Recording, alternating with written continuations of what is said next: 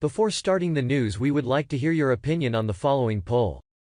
Today's question: should there be more or less privatization of veterans' health care? Kindly press the like button and comment your answer in the comment section given below. We are anxious to hear from you. Now let's move on to the news. Breaking news out of Iran: it's happening.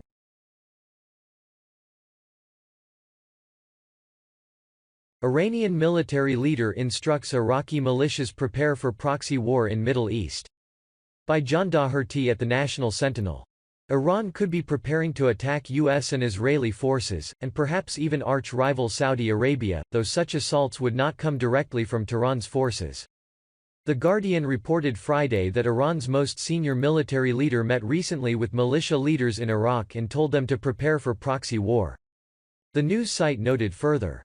Two senior intelligence sources said that QassemSuleimani, leader of Iran's powerful Quds force, summoned the militias under Tehran's influence 3 weeks ago, amid a heightened state of tension in the region.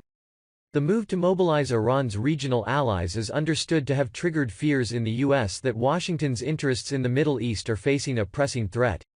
The UK raised its threat levels for British troops in Iraq on Thursday. While Suleimani has met regularly with leaders of Iraq's myriad Shia groups over the past 5 years, the nature and tone of this gathering was different.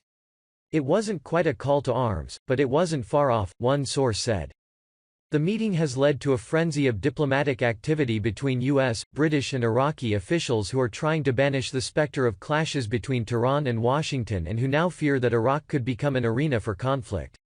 The gathering partly informed a U.S. decision to evacuate non-essential diplomatic staff from the U.S. Embassy in Baghdad and Erbil and to raise the threat status at U.S. bases in Iraq.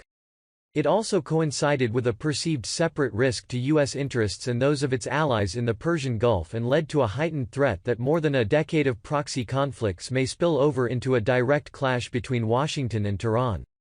Leaders of all the militia groups that fall under the umbrella of Iraq's Popular Mobilization Units (PMUs) were in attendance at the meeting called by Suleimani, the intelligence sources claimed.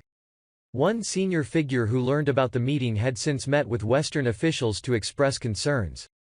Once bitter enemies, Iran and Iraq have drawn closer since the U.S. deposed Saddam Hussein in the early 2000s. Since the U.S. largely withdrew its forces from Iraq under President Obama, the Iranians have been working to infiltrate and influence the Iraqi government to Tehran's advantage. As for Suleimani, he's been Iran's most influential powerbroker for about 15 years in Iraq and Syria, leading Tehran's efforts to reshape the region in its image. Meanwhile, Reuters quoting the semi-official Fars news agency reported that a deputy chief of Iran's elite Revolutionary Guards Corps said that short-range missiles fired from Iranian territory were more than capable of reaching American warships in the Persian Gulf. Even our short-range missiles can easily reach U.S. warships in the Persian Gulf. Mohammad Salah Joker, the Guard's deputy for parliamentary affairs, was quoted by Fars as saying, "America cannot afford the costs of a new war, and the country is in a bad situation in terms of manpower and social conditions," he added, perhaps responding to published reports regarding political discourse in the U.S. as well as a military that is stretched thin. In addition to Iraqi militias, Iran supplies and helps train other groups including Hamas and Hezbollah, both of which have a heavy presence throughout the Middle East. Both groups are considered heavily armed and a threat to U.S. and Israeli forces. This article was written by JonDougherty at the National Sentinel and was republished with permission. God bless. Please take a moment and consider sharing this video with your friends and family. Thank you, we appreciate it. Sharing is caring. Kindly help us to distribute our content so others can acknowledge this too, and support us in our mission to make America great again. Thanks for watching.